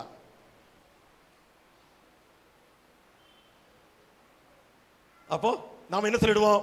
உலகம் அப்படித்தான் தம்பி இருக்கு, உலகத்தில் வேலையிடலாம், திண்டாட்டம், பிரச்சனை, அண்ணனுக்குள்ள பிரச்சனை எங்களுக்கு தான். அப்ப நமக்கு நாம யாரு? நம்முடைய குடியிருப்பு பரலோகத்தில் இருந்தா என்ன அர்த்தம் தெரியுமா? என்னைக்கிடா நம்ம செத்து என்ன செய்யறது? பரலோகத்துக்கு இல்லையே. அப்ப நாம் கிறிஸ்துவுக்கு ஸ்தானாதிபதிகளாக இருக்கிறோம் என்றால், பிதாவாகிய தேவன் காண்பிக்கிறதையும் அவர் கட்டளையிடுகிறதையும் தான் கேட்டு இயேசு கிறிஸ்து உலகத்தில் செய்தார். ஏதாவது தோல்வி இருந்ததா? இல்லவே இல்லை. அதான் பவுல் சொல்லுகிறார், நான் கிறிஸ்துவை பின்பற்றுகிறது போல நீங்கள் என்னை பின்பற்றுங்கள். ஒரு குரூப் போய் வந்து பிசாசு துரத்த போகுது, அந்த பிசாசு எவ்வளவு தெளிவா இருந்திருக்கு பாருங்க. அது என்ன சொல்லுது அப்படின்னு கேட்டா,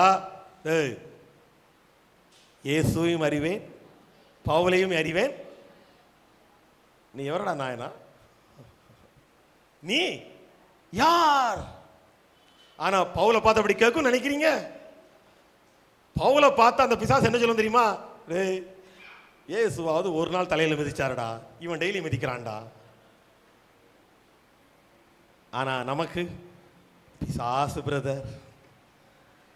பிசாசை மேன்மைப்படுத்துவதற்கு கிறிஸ்தவர்களை தவிர வேறு யாரும் அவசியம் இல்லை. ஆனா இதுவும் சொல்லிக்கிடுவோம், சிலுவையிலே அவர் தன்னுடைய என்னது பிசாசுடைய தலையை நசுக்கினார், ஒரு அல்லேலூயா. அப்படி என்றால் இன்றைக்கு நாம் யார் என்கிற அறிவு வந்தால்தான் நாம் அவருடைய ஞானத்தை பெற்றுக்கொள்ள முடியும். அதற்கு அப்புறம் தான் என்ன செய்ய முடியும்? நமக்கு வந்துட்டு கீழ்ப்படிதலும் விசுவாசம். விசுவாசிங்க, விசுவாசிங்க. நீங்க இப்படி சொல்லி கேள்விப்பட்டிருக்கீங்களா? நீங்க விசுவாசித்தால் தேவனுடைய மகிமையை காண்பாய் என்று வேதம் சொல்லுகிறது. நீங்க விசுவாசிக்காவிட்டால் அவருடைய மகிமையை காண கேட்டிருக்கீங்களா? அப்படி யாராவது சொல்லி கேட்டிருக்கீங்க? ஆனா பைபிள் நமக்கு அப்படி சொல்லி கொடுக்கல, தெரியுமா உங்களுக்கு? விசுவாசித்தால் தேவனுடைய மகிமையை காண்பாய் என்று வேதம் சொல்லுகிறது. ஆனால் விசுவாசிக்கலன்னா தேவனுடைய மகிமையை காண மாட்டாய்ன்னு மனுஷன் சொல்லி கொடுத்தது. நான் கேட்கிறேன், பைபிள்ல ஆபிரகாம் எப்படி அவருடைய வாழ்க்கை ஆரம்பிச்சாரு? விசுவாசத்தின் தகப்பனாக ஆரம்பிச்சாரு. அப்படியா? நம்ப முடியல.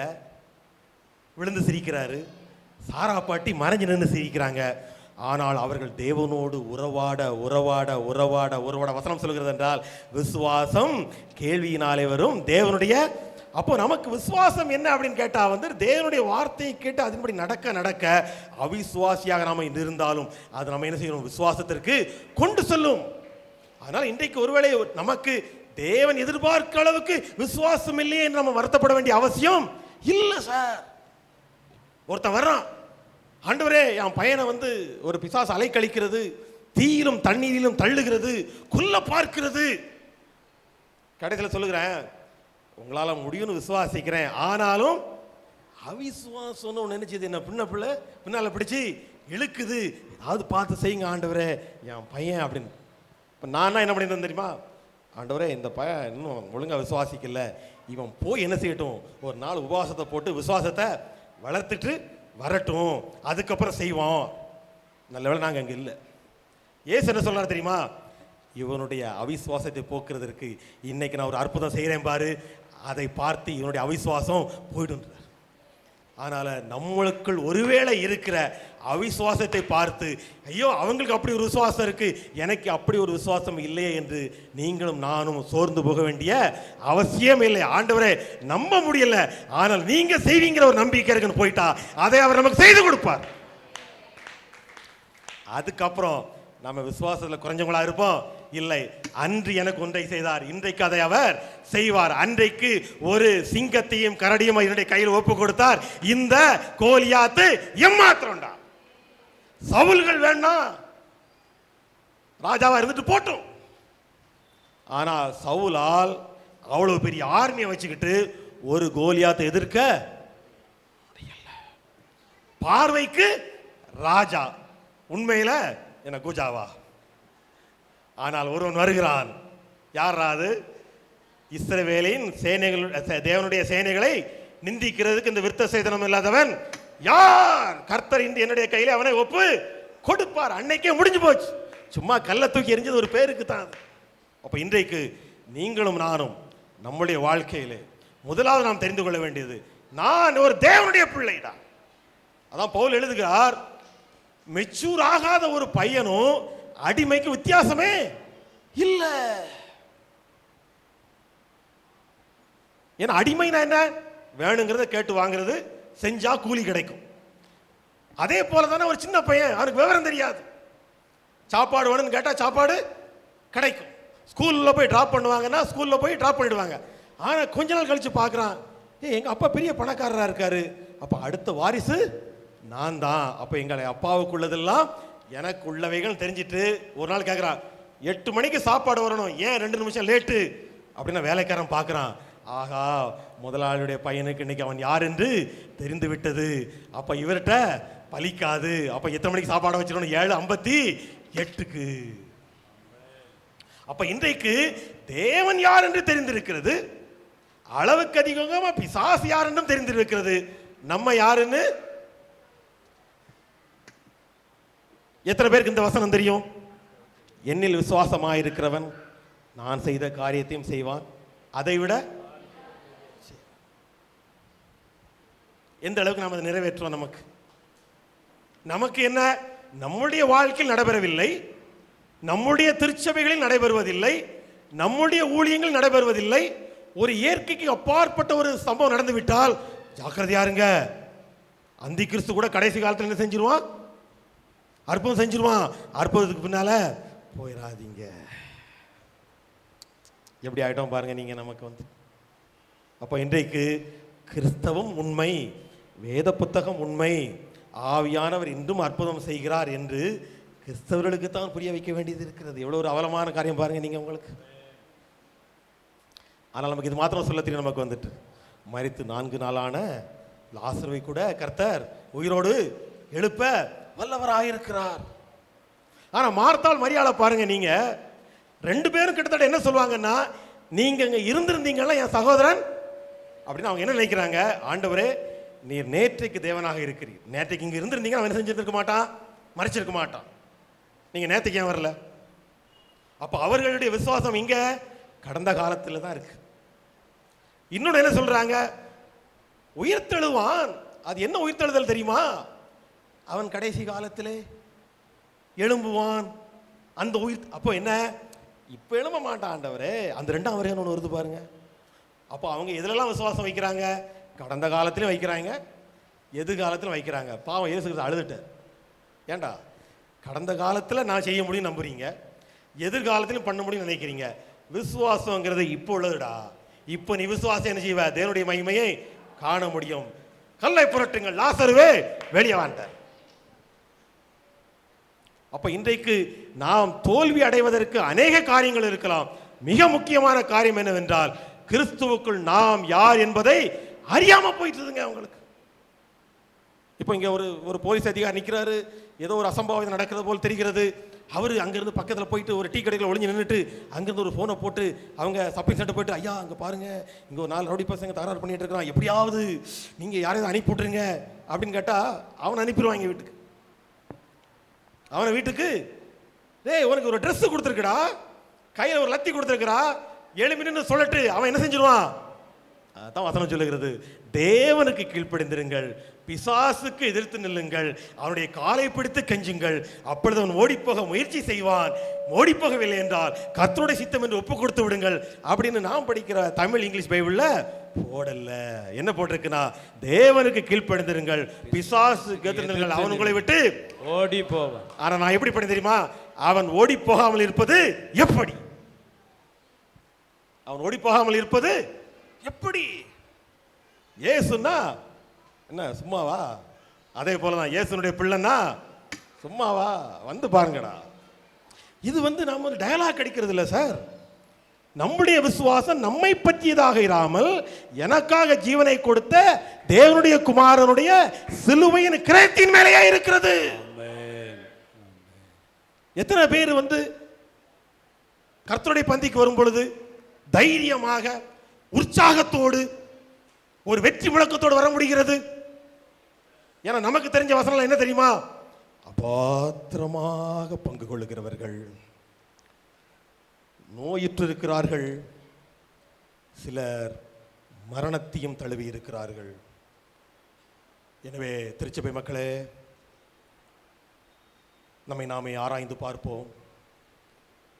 அப்படின்னா வர்றவனுக்கு நற்கரனை எடுத்து முடிச்சதுக்கு அப்புறம் அவன் கீழே விழாம போயிட்டான்னா, அப்பா நல்ல வேளை தப்பிச்சோண்டா சாமி.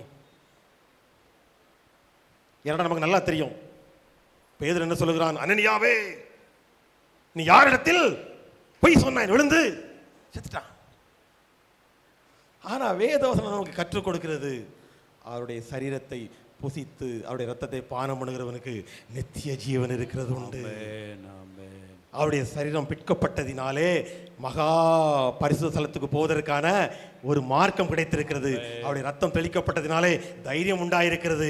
இப்பொழுது நாம் மகா பரிசுத்தத்துக்கு வெளியே நின்று கெஞ்சுகிறவன் அல்ல, அப்பா பிதாவே என்று கூப்பிடப்படுகிற புத்திர சுவிகாரத்தின் ஆவியை பெற்று இருக்கிறோம். இது எங்களுடைய சுய நீதினாலே அல்ல, எங்களுக்கு தேவனுடைய நீதி கிடைக்கப்பட்டிருக்கிறது.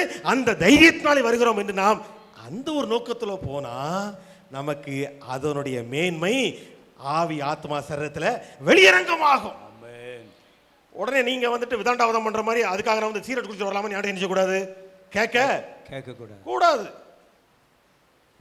தேவனுடைய வசனத்தை தேவனுடைய வார்த்தையை கொண்டுதான் நாம் என்ன செய்ய வேண்டும்? ஆராய்ந்து பார்க்க வேண்டும். இந்த மாதிரி விதாண்டாவதனம் பண்றதை நினைச்ச முடியாது. பேச அவங்கள்ட்ட ஜெபிக்கலாம், அவ்வளவுதான். ஆண்டவரே எங்களுடைய மனக்கண்களை திறந்து கொள்ளுங்கள் அப்படின்றது. பையா வீட்டுக்குள்ள யார் எப்போ வேணாலும் போயிடலாம் அப்படின்றதுக்காக காலில் உள்ள ஒரு செருப்பு போடாம செருப்பில் ஒரு சகதியை நினைச்சிட்டு உள்ள போயிடலாமா நாம? ஐயா தான் எப்போ வேணாலும் வாங்கன்னு சொல்லியிருக்காரு அப்படின்ட்டு அப்படி போயிடுவோமா நாம? போக மாட்டோமே. ஒரு அதிகாரியை பார்க்கறதுக்கு அப்படின்னு கேட்டா ஒரு லுங்கியை எடுத்துட்டு போயிடுவாங்களா? இல்லாட்டி நைட்டியை போட்டு போயிடுவோமா நாம? இல்லையே. தேவனால் பிறந்த எவனும் பாவம் செய்யான், ஏனென்றால் தேவனுடைய வித்து அவனுக்குள் இருக்கிறது. அவன் தன்னை பாவம் செய்யாதபடி அவன் காத்துக்கொள்ளுகிறான். இப்ப நீச்சல் தெரிஞ்சவன் தண்ணீரில் முழுக மாட்டான். இதுக்கு எத்தனை பேர் கரெக்ட்னு சொல்றீங்க? நீச்சல் தெரிந்தவன் தண்ணீரில் விழுவான். ஹலோ, நான் சொல்றது கேட்குதா? எல்லாரும் புரிஞ்சுக்கிட்டாங்க. டேய் இவன் கேள்வி கேட்டால் உடனே பதில் சொல்லிடக்கூடாதுடா, அடுத்த கேள்வி போட்டு நம்மளை அட்டாக் பண்ணிடுவான். சி என்னுடைய நோக்கமும் என்னை அனுப்பின பிதாவினுடைய நோக்கமும் அது அல்லவே அல்ல. எப்படியாவது ஒரு சத்தியத்தை என்னுடைய மக்கள் அறிந்து கொள்ள வேண்டும் என்பதற்காக. நான் திரும்பவும் கேட்கிறேன், நீச்சல் தெரிந்தவன் தண்ணீரில் முழுக மாட்டான். எத்தனை பேர் இருக்கு எஸ் அப்படின்றீங்க? நான் முழுகுவான்றேங்க. தண்ணீரில் மூழ்க மாட்டேன். நீச்சல் தெரிந்தவன் தண்ணீரில் மூழ்குவான். நீங்க ஆமான்றீங்களா? இல்ல, முதல்ல நீங்க இல்ல, நீங்க இப்ப டக்கு நீங்க மாத்திட்டீங்க. நீச்சல் தெரிந்தவன் தண்ணீரில் மூழ்காமல் இருக்க வேண்டும் என்றால் அவன் தண்ணீரில் விழுந்தவன் என்ன செய்ய வேண்டும்? நீச்சல் அடிக்கணும். அதே போல நான் தேவனால பிறந்திருக்கிறேன், நான் பாவம் செய்ய மாட்டேன், என்ன செய்யக்கூடாது? இருக்க கூடாது. தாவீது சொல்லுகிறார், நான் பாவம் செய்யாதபடிக்கு உம்முடைய வார்த்தையை இனி இருதயத்திலே காத்து கொண்டேன் என்று சொல்லி அவரோடு கூட நல்ல வாழ்க்கை நடத்தும் பொழுது மாத்திரமே அவன் பாவம் செய்யாமல் இருக்க முடியும். குருட்டுத்தனமாக பைபிளை படிக்க கூடாதுங்க. பைபிளை குருட்டுத்தனமாக படிக்க கூடாது. நமக்கு குருட்டு விசுவாசம் தேவையில்லை. வேத வசனத்தை அறிந்து விசுவாசிக்க வேண்டும். அதான் நம்மளுடைய ஜெபம்லாம் எத்தனை பேர் இப்படி ஜெபம் பண்றீங்க? நீங்க எல்லாரும் ரட்சிக்கப்பட வேண்டும் எத்தனை பேர் ஜெபம் பண்றீங்க? கேட்டா எல்லாரும் ஆமான்றீங்க. நீங்க அந்த வசனத்தின் அடுத்த பகுதி சொல்லுங்க பார்க்கலாம். அதோ அங்க யாரோ ஒரு அக்கா சொல்றாங்க. சொல்லுங்க அக்கா, ரெண்டாவது பகுதியை மாத்திரம் சொல்லுங்க. அப்ப நமக்கு ரட்சிக்கப்பட்டுட்டா போதுமா? போதாது சார். அது ஒரு பகுதி தான். அவன் அந்த ரட்சிப்பிலே நிலை பெற்று கடைசி வரைக்கும் ரட்சிப்பை காத்துக்கொள்ள வேண்டும். ஒரு ஆசீர்வாதமாக இந்த உலகத்திலே தேவனை பிரதிபலிக்க வேண்டும் என்றால் அதனுடைய இரண்டாவது பகுதியான என்னது? அவரை அறிகிற அறிவிலே அவன் வளர வேண்டும். இதுதான் பிதாவாகிய தேவனுடைய சித்தமா இருக்கு. நம்ம ரட்சிக்கப்பட்டா போதும், அவ்வளவுதான், சபைக்கு ஒரு எண்ணிக்கை கூடி போச்சு இல்ல. அதான் ஃபாதர் பாடுகிற, இன்னும் உம்மை அறிய வேண்டும், இன்றும் கிட்டி சேர வேண்டும். என்னை விசுவாசிப்பது, என்னை அனுப்பின தேவனை விசுவாசிக்கிறது தான் நித்திய ஜீவன். அப்ப இன்றைக்கு நான் பின்னால இருந்து அப்படி வர்றேன். நமக்கு விசுவாசம் தேவையா? கண்டிப்பாக விசுவாசம் தேவை. கீழ்ப்படிதல் அதை விட முக்கியம். கீழ்ப்படிதல்னா என்ன? சொன்னதை செய்யறது கிடையாது. தேவன் சொன்னதை தேவன் சொல்லுகிற நேரத்திலே தேவன் எல்லாத்திலுமே யார் தான் முக்கியப்படுத்த வேண்டும்? தேவன் தேவன் தேவன் தேவன் தேவன் தேவன் தேவன் தேவன் தான் சொல்லுகிறார், உன்னுடைய கையில் என்ன இருக்கிறது? இது கோல், நீட்டு சமுத்திரத்தை பிளந்து விடு. ஒருவேளை மோசேயை பார்த்து நீ ஜனங்களை எல்லாம் கூட்டிக் கொண்டு தண்ணீரின் மேல் நடந்து போன நினைச்சிருக்கணும், அன்னைக்கு போயிருந்திருக்கணும். என்ன ஆண்டவரே அன்னைக்கு அப்படி சொன்னீங்க, இன்னைக்கு இப்படி சொல்றீங்க? அது நம்ம வேலை கிடையாது. ஒரு குருடனை பார்த்து கண்ணை தொட்டு கண்ணை திறக்கிறார். இன்னொருத்தர் என்ன பண்றாரு? சேர் உண்டாக்கி. அப்ப நம்ம ஏன் அவர்கிட்ட கேட்க முடியும்? என்ன ஆண்டவரே, பாவனை அவன் ஒரு குருடனா இருக்கிறான், அவனை போட்டு இந்த படாது பாடு படுத்துறீங்களே. அவர் என்ன சொல்றாரு தெரியுமா? அவனுக்கு மாம்சிய கண்கள் தான் அடைக்கப்பட்டிருக்கிறது, ஆனால் ஆவிக்குரிய கண்கள் திறக்கப்பட்டிருக்கிறது. அவன் தடுமாறாம போயிடுவான்டா அவன். இன்றைக்கு வேதத்தை அறிந்த அறிஞர்களுக்கு தான் தேவன் யார் என்று தெரியவில்லை. நான் சொல்றதை கவனமாக கேளுங்கள். நமக்கு பைபிள்ல எத்தனை புக் இருக்குன்னு சொல்ல தெரியும், எத்தனை வசனங்கள் இருக்குன்னு சொல்ல தெரியும், எத்தனை வார்த்தை, எத்தனை கமா புல் ஸ்டாப்னு இருக்கிறது கூட சொல்ல தெரியும். ஆனால் தேவன் யார் என்கிற வெளிப்பாடு இல்லை சார். கையில் ஒரு மைக்கு கிடைச்சா என்ன வேணாலும் பேசிடலாமா? பாவியா? பாவினா பாவின்னு தான் சொல்லணும். நீங்க பைபிளை படிச்சு பாருங்க.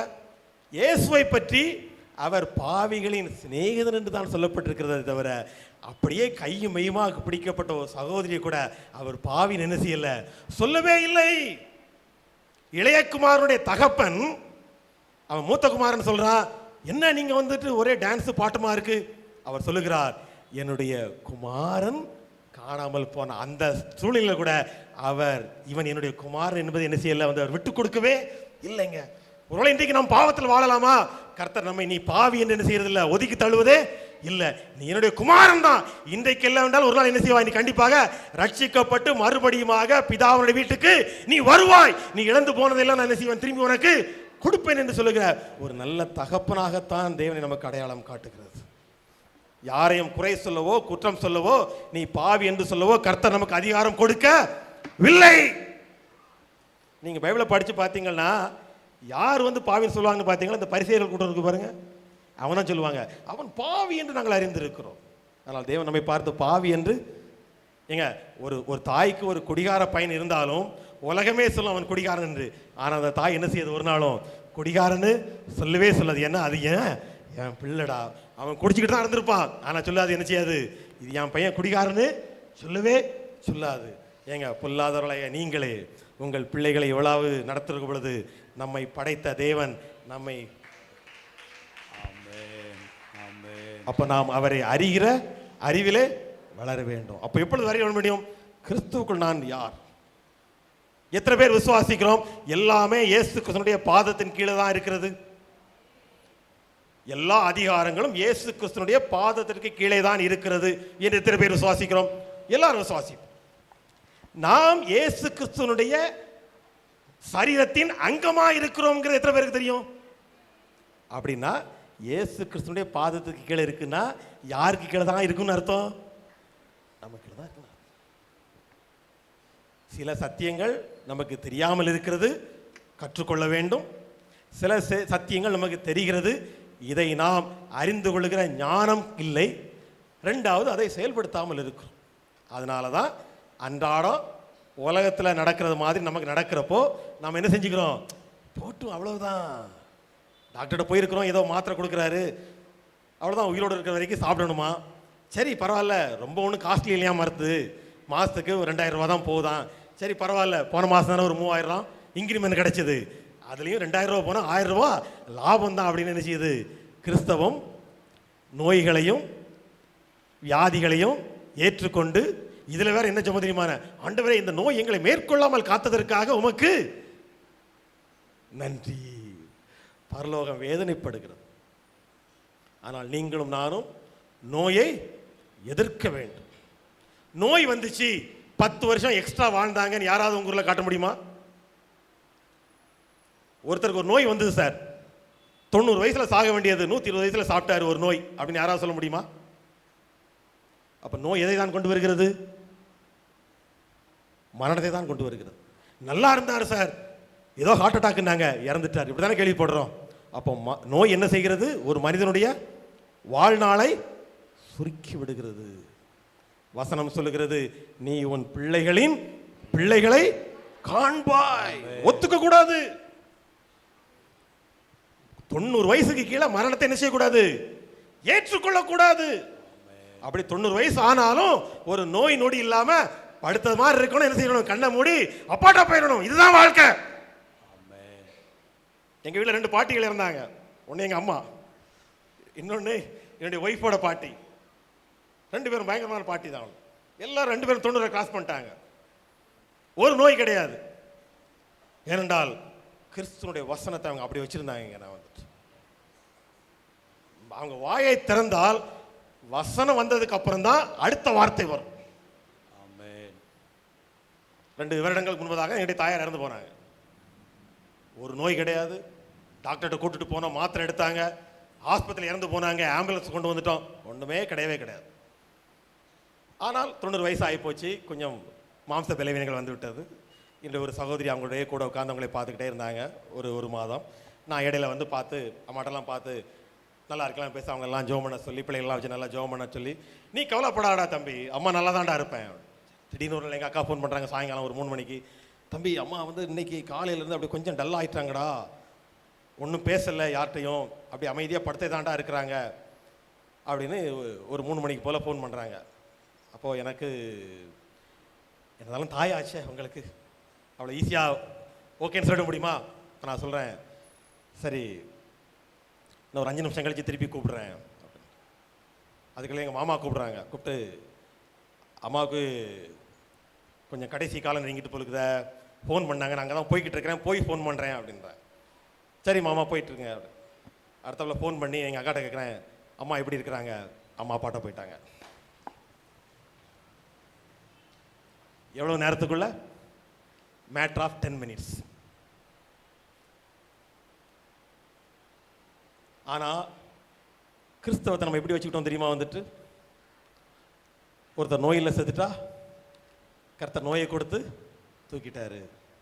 இல்லை அந்த ஒரு சகோதரனோ சகோதரியோ ரொம்ப நாள் வந்து சிக்பெட்டில் இருந்தாங்க பார்த்தீங்களா, அவங்கள கர்த்தரை எடுத்துக்கிட்டாரு. ஏன் தெரியுமா? கர்த்தர் அன்புள்ளவர் பாருங்க, அந்த சகோதரியோ சகோதரனோ அப்படி ரொம்ப நாள் நோயில் கஷ்டப்படுறது கர்த்தருடைய மனதிற்கு மனஸ்தாபமாக இருந்தான். ஏன்னா அவர் கருணையுள்ள தேவன் அல்லவா. அவங்க கஷ்டப்படுறத கர்த்தர் பார்க்கறதுக்கு வருத்தப்பட்டு அவங்களுடைய உயிரை எடுத்துக்கொண்டார்களாம். ஆனால் கிறிஸ்தவத்தில் கேட்கறதுக்கு ஒருத்தருக்கும் முதுகெலும்பு இல்லை. அந்த சகோதரியை குணப்படுத்துறதோட தேவனுடைய வல்லமை தொங்க போயிட்டோன்னு கேட்கறதுக்கு யாருக்கும் தைரியம் இல்லை. ஏனென்றால் நாம் உலகத்திற்கு ஒத்த வேஷம் தரிக்கிறவர்களாகத்தான் இருக்கிறோம்.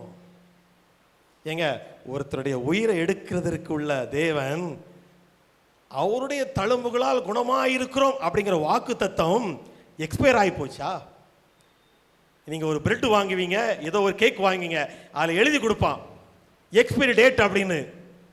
உங்களுடைய பிரச்சனைகளுக்கு தான் எக்ஸ்பைரி டேட் இருக்குது, தேவனுடைய வாக்கு தத்துவத்துக்கு கிடையாது. ஆமென், ஆமென். அதை நீங்கள் பெற்றுக்கொள்ளாமல் இழந்து விட்டால் அதற்கு பரலோகமும் பொறுப்பல்ல, பிசாசும் பொறுப்பல்ல, உலகமும் பொறுப்பல்ல, திருச்சபையும் பொறுப்பல்ல, தனிப்பட்ட நபர்கள் தான் பொறுப்பு. திரும்பவும் சொல்லட்டுமா? தேவனுடைய வாக்கு தத்தங்களுக்கு எக்ஸ்பைரி டேட்டு கிடையாது. உங்களுக்கும் நமக்கும் இருக்கிற பிரச்சனைகளுக்கு தான் எக்ஸ்பைரி டேட்டு. இதை அனுபவிக்காமல் போய்விட்டால் அதற்கு தேவனும் பொறுப்பல்ல, உலகம் பொறுப்பல்ல, பிசாசு பொறுப்பல்ல, திருச்சபையும் பொறுப்பல்ல, தனிப்பட்ட நபர் தான் பொறுப்பு. அப்ப நாம ஜெபம் பண்ணுவோம். ஆண்டவரே, கிறிஸ்துவுக்குள் நாங்கள் யார்? நாங்கள் ஸ்தானாதிபதிகளாக இருக்கிறோம், நாங்கள் உம்முடைய பிள்ளையாக இருக்கிறோம். நீர் உலகத்தில் மனிதனாக வந்து செய்ய முடியாத செய்வதற்கு தான் எனக்கு ஒரு மனித உருவை கொடுத்திருக்கிறீர். என்றால் பிதாவாகி தேவன் மேல இருக்கிறாரு, இயேசு கிறிஸ்து மேல இருக்கிறாரு, ஆவியானவர் மேல இருக்கிறாரு. உலகத்தில் ரட்சிப்பை கொண்டு வர வேண்டும். யார் மூலமாக? ஒரு மனிதன் தேவை. இயேசு கிறிஸ்து மனிதனாக வந்தார், அவர் தான் போயிட்டார்ல. இப்போ இங்கே இருக்கிற ஒவ்வொருவரையும் என்னிலிருந்து கர்த்தர் ஒரு இயேசு கிறிஸ்துவை போல தான் பார்க்கிறார். என் மகன் செய்து முடித்ததை அவன் ஆரம்பிச்சான்ல, நீ அதை தொடர்ந்து செய்து கொண்டிருக்க வேண்டும். இதுவரைக்கும் நான் மறுபடியும் வருவரைக்கும் இல்லை, நீ தீர்க்காயுசாக மரித்து யாங்கிட்ட வர்ற வரைக்கும் நீ இயேசு கிறிஸ்துவை பிரதிபலிக்க வேண்டும் அப்படின்னு சொன்னா வத்தல்ல உரப்பு ஜாஸ்தியாகி போச்சு, புளியில புளிப்பு ஜாஸ்தியாகி போச்சு. இப்படியே நம்ம பேசிக்கிட்டு இருந்தோம் அப்படின்னு கேட்டா ஓகே, பரலோகத்துக்கு போயிடுவோம். ஏன்னா ரட்சிக்கப்பட்டிருக்கிறோம், அவரை விசுவாசித்திருக்கிறோம், பரிசுத்தமான வாழ்க்கையை வாழுகிறோம், சரிதானா? பரலோகத்துக்கு போயிடுவோம். நான் காலையில் சொன்ன மாதிரி தான் வந்துட்டு நம்ம அவ்வளோ சீக்கிரம் பரலோகத்துக்கு போக வேண்டாம். இந்த உலகத்தில் வாழ்வோம். 4 கார் எக்ஸ்ட்ரா வாங்குறதுக்கு கிடையாது. ஏன்னா பரலோகத்தில் பாவிகள் யாரும் இல்லை. இங்குதான் பாவத்தின் அடிமைத்தனத்தில் இருக்கிற மக்கள். யார் விடுதலை செய்வது? நீங்களும். பரலோகத்திலே நோயுற்றவர்கள் இல்லை, இங்குதான் நோயுற்றவர்கள் இருக்கிறார்கள். சுகப்படுத்த வேண்டிய பொறுப்பு யார் பொறுப்பு? நம்ம பொறுப்பு. ஒரே ஒரு காரியத்தை சொல்லி முடிக்கிறேன். ஒரு குடும்பத்திலே ஒரு 10 பேர் உட்கார்ந்து பேசிக்கிட்டு இருக்கிறாங்க. அப்போ அதில் ஒரு வயதான ஒரு தகப்பனை போன்ற ஒரு ஸ்தானத்தில் இருக்கிற உட்கார்ந்துருக்கிறார். அப்போ அங்கே இருக்கிறவங்கெல்லாம் அவரை பற்றி ஒரு மாதிரி பேசிக்கிட்டு இருக்கிறாங்க. அதாவது உயர்த்தி பேசவில்லை. ஆமாம், அவர் அப்படித்தான் சும்மா ஏதாவது சொல்லிட்டே இருப்பார். அப்போ நான் பார்க்குறேன், அந்த நபர் பக்கத்தில் தானே இருக்கிறாரு, இவங்க பேசுனது சத்தமாக தான் பேசுகிறாங்க, அவருக்கு கேட்க தானே செய்யும், அவர் என்ன நினைப்பார் அப்படின்னு நான் கேட்டால் அப்படி தான் சொல்கிறாங்க, அவருக்கு காது கேட்காது. அந்த தகப்பனாருக்கு காது கேட்காது. அதனால் மக்கள் இப்படி சொல்லிட்டு இருக்கிறாங்க. இவர் சொன்ன ஒரு இடத்துல உட்கார்றது இல்லை, சாப்பாடு கொடுக்குற இடத்துல சாப்பிட்றது இல்லை, அவர் இஷ்டத்துக்கு அதாவது இதாக கேட்குறாரு, பேசிக்கிட்டு இருக்கிறாங்க. அப்போது சொல்கிறாங்க அவருக்கு காது கேட்காது. அப்படி பேசிக்கிட்டு கொஞ்ச நேரத்தில் வந்துட்டு அங்கே இருக்கிற கூட்டத்திலேருந்து ஒரு சகோதரி எழும்பி போய் அந்த தகப்பனாட்ட வந்துட்டு நல்லா சத்தமாக வந்துட்டு பேசிட்டு சொல்லுது, நான் உங்களுக்கு ஜெபம் பண்ணுறேன், இயேசு கிறிஸ்து உங்கள் காதை திறப்பார், நான் ஜெபம் பண்ணிட்டா அப்படின்னு சொன்ன உடனே அவரும் ஜெபம் பண்ணுமா அப்படின்னு. உடனே இந்த சகோதரி நான் 2 கையினுடைய விரலையும் அந்த காதில் அப்படி வச்சுட்டு இங்கிலீஷில் ஜெபம் பண்ணி முடிச்சுட்டு சொன்ன உடனே, நான் பேசுனது கேட்குதா அப்படின்னு. ஆமாம், நீ தேங்க்யூ ஜீசஸ்ன்னு சொன்ன, நான் மெதுவாக தானே பேசினேன், ஆமாம் எனக்கு நல்லா கேட்குமா அப்படின்னு அங்கே பக்கத்தில் இருக்கவங்களாம் அரண்டாங்க. நான் என்ன சொல்ல வருகிறேன் என்றால், அந்த ஜெபம் பண்ண சகோதரி ஒன்றும் வானத்தில் வந்து நேரத்தை குதிச்சு வந்துடுறது இல்லை. அப்போது யாரெல்லாம் நான் ஒரு இடத்துல ஒரு நெகட்டிவை பார்த்துட்டா அதை விட்டு நான் போயிட முடியாது சார். கர்த்தர் எனக்கு அதை மேல் அதிகாரத்தை கொடுத்திருக்கிறார். நான் யாருன்னு எனக்கு தெரியும் ஹல்லேலூயா. அப்படின்னு தேவனுடைய வார்த்தை சொல்லிச்சது பாருங்க. வந்துட்டு என் மேல் விசுவாசம் வைத்திருக்கிறவர்கள் செய்கிற அடையாளங்களாவன அதுல இதுவும் இருக்குது. இது ஒரு நோய், இது ஒரு பலவீனம், அதன் மேல் எனக்கு அதிகாரத்தை கொடுத்திருக்கிறார். இயேசுவின் நாமத்தில் நான் பிராக்டிஸ் பண்ண போறேன் அப்படின்னு சொல்லிட்டாங்கன்னா பரலோகம் என்ன செஞ்சிருது, அது செய்து கொடுத்துக்கிறதுன்னு நினைச்சிட்டேன். நான் கண்ணால பார்த்ததை நினைச்சேன். அப்ப நாமளும் என்ன செய்யலாம் போல, இது போல செய்ய ஆரம்பிக்கலாம் போல. நீங்களும் செய்வீங்களா? நீங்களும் செய்வீங்களா? நீங்களும் செய்வீங்களா? ஒருவேளை உங்களுடைய குடும்பத்தில் யாராவது ஒருவேளை சுகவீனமா இருக்கலாம். உடனே டாக்டர்கிட்ட போயிடாதீங்க. முதல்ல என்ன செய்யுங்க, வந்துட்டு கையை வச்சு காய்ச்சலே தலைவலியே இயேசு நாமத்தினால உன்னை நான் சுகப்படுத்துறேன்னு சொல்லுங்க. ஒரு நாள்ல அந்த தலைவலி போகாம இருக்கலாம், ஆனா ஒரு நாள் அந்த தலைவலி போய்த்தான் ஆகும். ஏனென்றால் உங்களுடைய விசுவாசம் தேவனுக்குள் வளர்த்தப்பட்டிருக்கிறது. ஜெபிக்கலாம். நேசிக்க நல்ல ஆண்டவரே, இந்த ஒரு வேலைக்காக நன்றி செலுத்துகிறோம். இந்த வேளையிலும் ஆண்டவரே, நாங்கள் இந்த வார்த்தைகளை ஏதோ ஒரு நாங்கள் ஞாயிற்றுக்கிழமை ஒரு 2வது ஆராதனைக்கு வந்தோம், ஏதோ ஒரு பிரசங்கம் கேட்டோம், கேட்பதற்கு உற்சாகமாக இருந்துச்சு அப்படி நாங்கள் கேட்டு விட்டு போக இல்லை. அதற்காக நீர் எங்களை அழைக்கவில்லை. கிறிஸ்துவுக்குள் நாங்கள் யார் என்பதை நாங்கள் புரிந்து கொள்ள வேண்டும். உலகத்தின் அதிபதி இப்பொழுது எங்களுடைய காலின் கீழே வைக்கப்பட்டிருக்கிறார். இயேசு கிறிஸ்துவினுடைய நாமத்திற்கு முன்பதாக எல்லா நாமங்களும் முழங்கால் படியிட்டு தான் ஆக வேண்டும். நோய்க்கு ஒரு பெயர் இருக்கிறது, ஒவ்வொன்றுக்கும் ஒரு பெயர் இருக்கிறது, ஒரு பெயர் இருக்கிறது. அந்த பெயர்கள் எல்லாம் இயேசு கிறிஸ்துவின் நாமத்திற்கு முன்பதாக முழங்கால் படியிட்டு தான் ஆக வேண்டியிருக்கும். ஆனால் நாங்கள் ஸ்கேவாவுடைய பிள்ளைகள் சொன்னது போல அல்ல, பவுல் பிரசங்கிக்கிற இயேசு என்றல்ல, நாங்கள் விசுவாசித்து அறிந்திருக்கிற இயேசு கிறிஸ்துவின் நாமத்தினாலே பொல்லாத பிசாசே நீ இவனை விட்டு போய் நாங்கள் சொல்லுகிற பொழுது அது போகும் என்று வேதவசனம் சொல்லுகிறது. ஒவ்வொரு பலவீனத்திற்கு பின்பதாக இருந்து வேலை செய்வது ஆவிகள் தானே. பேச தெரியாதவன், காது கேட்காதவன், நீ சொல்லுகிறீர் செய்விடும் ஊமையுமான ஆவியே இவனை விட்டு போ என்று சொன்ன பொழுது அந்த ஆவி போய்விடுகிறது, அவன் பேசி விடுகிறான், அவனுக்கு காது கேட்கிறது. நாங்கள் மனிதர்களை அல்ல, மனித எதிரிகளை அல்ல, அவர்களுக்கு பின்னாக இருந்து வேலை செய்கிற எல்லாத பொல்லாத ஆவிகளின் மேலும் நீர் எங்களுக்கு அதிகாரம் கொடுத்திருக்கிறது. அது மாத்திரமல்ல, எங்களுடைய சரீரத்தில் இருக்கிற பலவீனங்களுக்கும் நோய்களுக்கும் வியாதிகளுக்கும் மேலும் எங்களுக்கு நீர் அதிகாரம் கொடுத்திருக்கிறீர். இயேசு கிறிஸ்துவின் நாமத்தினாலே நீ புறப்பட்டு போ, மறுபடியும் வராதே என்று சொன்னால் அது நடக்கும் என்று வேதம் சொல்லுகிறது. நல்ல காரியங்களாகவே இருந்தாலும் நாங்கள் உம்மிடத்தில் ஜெபிக்கிற பொழுது நீர் எதை எப்படி செய்ய சொல்லுகிறீரோ அதன்படி செய்து விட்டால், சரியான நேரத்தில் செய்து விட்டால் அற்புதம் நடந்துவிடும் என்று வேதம் எங்களுக்கு கற்றுக் கொடுத்திருக்கிறது. சுவிசேஷமாகவே இருந்தாலும் பவுல் புறப்பட்டு போகிற பொழுது ஆவியானவரை தடை செய்கிறார். எனவே ஆண்டவரே, எங்களுடைய நோக்கம் எந்த பிரச்சனையை நாங்கள் சால்வ் பண்றதுக்கு முன்னாக உம்மை நோக்கி பார்க்க வேண்டும். பிதாவானவரே, இந்த காரியத்தை நான் எப்படி கையாள வேண்டும், இதை எப்படி சால்வ் பண்ண வேண்டும் இனி நாங்கள் உம்மிடத்தில் கேட்கிற பொழுது நீர் உம்முடைய வார்த்தையை எங்களுக்கு கொடுப்பீர். ஆவியான் மூலமாக எங்களை நடத்தி கொண்டு போவீர். அப்படி செய்கிற பொழுது வெற்றி நிச்சயம், விடுதலை சத்தியம். இதை நாங்கள் எங்கள் வாழ்க்கையிலே பிரயாசப்படுத்துவோம். ஆவியானுடைய ஒத்தாசை எங்களுக்கு தேவை. உம்முடைய கிருபைக்காக நன்றி, உம்முடைய இரத்தத்திற்காக நன்றி என்று சொல்லி பிதா குமாரன் பரிசுத்த ஆவியானுடைய திரியேக நாமத்திற்கு நாங்கள் நன்றி செலுத்தி இந்த ஜெபத்தையும் இயேசு கிறிஸ்துவினுடைய மறுக்காத நாமத்தில் ஜெபிக்கிறோம். எங்கள் நல்ல பிதாவே.